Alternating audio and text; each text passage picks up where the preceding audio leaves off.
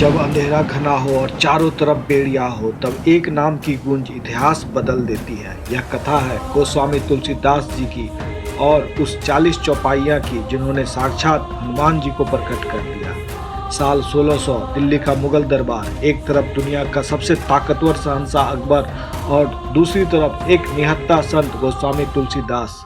लेकिन क्या आप जानते हैं, दुनिया भर में करोड़ों लोगों का सहारा बनने वाली हनुमान चालीसा किसी शांत मंदिर या हिमालय की गुफा में नहीं, बल्कि अकबर की काल कोठरी के अंधेरों में लिखी गई थी। 17वीं शताब्दी का समय था। तुलसीदास जी का नाम पूरी काशी में गूंज रहा था।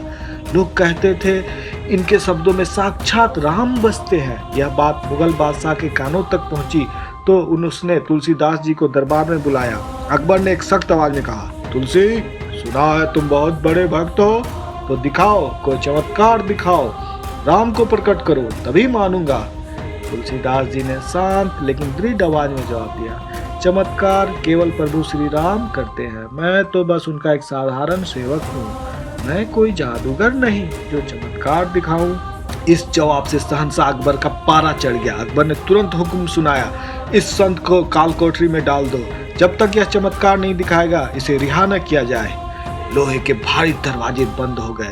चारों तरफ सिर्फ खामोशी और खौफ का साया था। लेकिन तुलसीदास जी डरे नहीं। उन्होंने काल कोठरी की जमीन पर बैठकर आंखें बंद की और अपने आराध्य हनुमान जी का ध्यान लगाया। और फिर तुलसीदास जी के दिल और दिमाग से ऐसे शब्द निकलने शुरू हुए जिन्होंने इतिहास बदल दिया। न रोटी थी न रोशनी, चारों ओर अंधकार, पर तुलसीदास जी का हृदय राम नाम से प्रकाशित था। उन्होंने दीवार पर उंगलियों से लिखना शुरू किया, जय हनुमान ज्ञान गुण सागर, जय कपीस त्रिलोक उजागर। एक एक चौपाई, एक एक आंसू, एक एक सांस में बसी हनुमान जी की भक्ति। 20 दिन 20 रातें और 40 चौपाइयाँ। हनुमान चालीसा का जन्म हुआ उस अंधेरी कोठरी में जहाँ संसार ने उन्हें बंद किया था। जैसे जैसे तुलसीदास जी एक एक चौपाई रस्ते जा रहे थे, जेल के अंदर का माहौल बदलने लगा। हवाओं में एक अजीब सी थर्राहट पैदा होने लगी। जैसे ही चालीसा की 40वीं चौपाई पूरी हुई, तभी कुछ ऐसा हुआ जिसकी कल्पना किसी ने नहीं की थी। कोठरी कांप उठी, एक दिव्य प्रकाश फैला और साक्षात बजरंगबली हनुमान जी प्रकट हुए, विशाल रूप में गदा उठाए, नेत्रों में अग्नि लिए। बादशाह के सैनिक कांपते हुए गिर पड़े, महल की दीवारें थर्रा उठी। अचानक पूरे मुगल महल को हजारों लाखों बंदरों ने घेर लिया। फतेहपुर सीकरी की दीवारें बंदरों के चीखने से कांपने लगी। बंदरों ने मुगल सैनिकों के हथियार छीन लिए, पहरेदारों को खदेड़ना शुरू कर दिया और महल में कोहराम मच गया।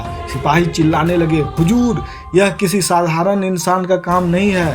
शहंशाह अकबर को अपनी गलती का एहसास हुआ। उसने तुरंत तुलसीदास जी के चरणों में गिरकर माफी मांगी और उन्हें ससम्मान रिहा किया।